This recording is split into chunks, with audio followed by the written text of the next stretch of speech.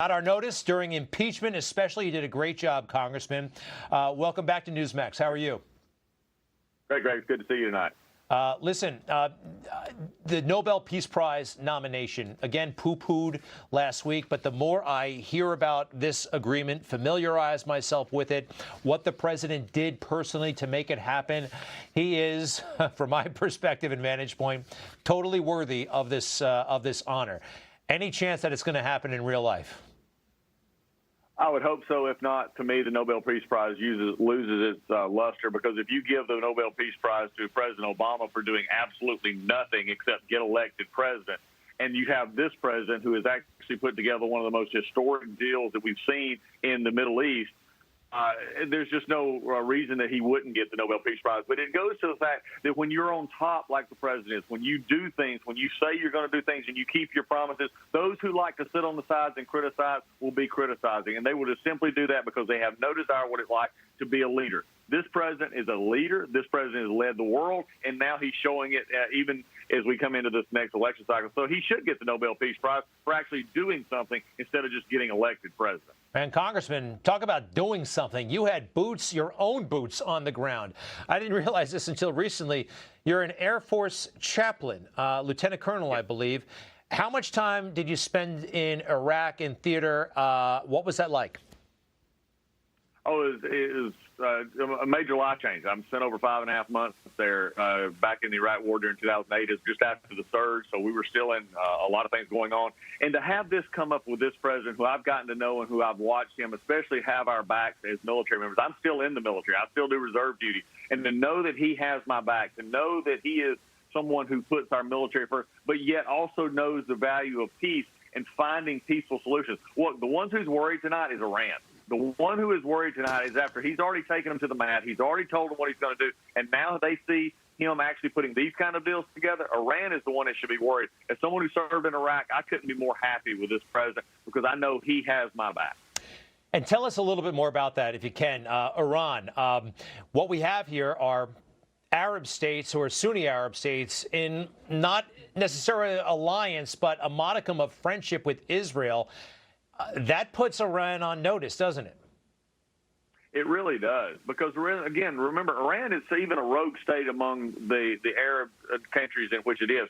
And to have them now put in check by a president who actually does what he says he's going to do and just doesn't, bend and back over to the Iranian mullahs, this is something that should put them on a notice, because when you have the rest of the world now having the ability to make this agreement with Israel, to make these kind of long-term commitments to Israel, and know that the American force, the full force of the presidency is behind that. Iran now is left on an island by itself. In Iran, they need to begin the process of coming into the culture of the world, and if they want to act like they're part of the world, then they need to start behaving like that. And terrorism has to stop. The attacks on Israel have to stop. And Iran needs to recognize that Israel has a right to exist, and by these agreements, they can see that even their Arab nations agree with this president who has stood strong. When you talk to your Democratic colleagues, I am curious, what is your take on their level of fear or optimism? I am convinced that President Trump will be reelected. When you talk to them, when you look them in the eye, are they nervous? Are they sensing this thing slipping away? Tell us what you can about the mood down there. I think it is slipping away from them. I mean, they're concerned. They have a candidate who seems to be more concerned with finding a bathroom in a basement than actually getting out and talking to American voters.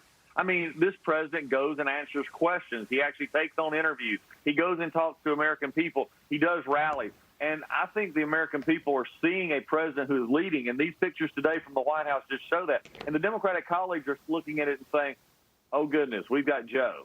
And Joe's hiding in the basement. Joe can't handle it. I've got a great one right now. Joe Rogan, one of the podcasters, said he'll do an interview. The first person to say yes was Donald Trump. We're still hearing crickets from Joe Biden. Joe Biden wants nothing of this president. He is simply relying on the mainstream media to do his work for him, and I think they're going to get a surprise. There was tears in Brooklyn. There's going to be crying in the basement in Delaware come November. I think you're right. And by the way, I am going to be very surprised if there actually is a debate. We know the president is ready. He's been testing himself, going on these shows with Chris Wallace and the Axios guy and taking questions every single day. That's what you got to do. And I'm hearing that Joe Biden is doing doing zero debate prep, zero. And the debate is 2 weeks from tonight. Do you think he's going to go through with it? I would hope he will, because it'll be a sight to see. But I mean, look, if they can find a way out and think that they can win it. The Democratic Party has never been about ideas. It's about scaring the American people. Nancy Pelosi holding the House hostage, Chuck Schumer holding the Senate in paralyzed. This is about fear. They want to fear the American people. And this president doesn't see a sunset. He sees a sunrise, and they don't want any part of that. Congressman Collins and hopefully future Senator Collins, I know you're running a competitive race there in Georgia, but I'm here. It looks very good. Hey, I'm sorry to poke around your house like this. I really don't like doing that. But on your bookshelf there, I see a plane.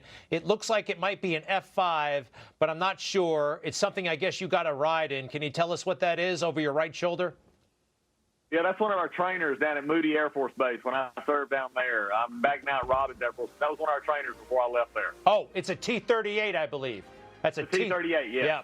Yeah, that is a sleek, cool plane. Not bad for the Air Force. It is great. Yeah. All right, Congressman Collins. Air Force good stuff. Yeah, absolutely, absolutely. Not as good as the Marine Corps. Just kidding. Just kidding. Not really, but okay. We're even. Congressman Collins, see you next time. We are back shortly. Newsmax TV is now America's fastest growing cable news channel. We give you the real news you need. So subscribe to our YouTube channel and give us a thumbs up. If you like this video, share it with your friends.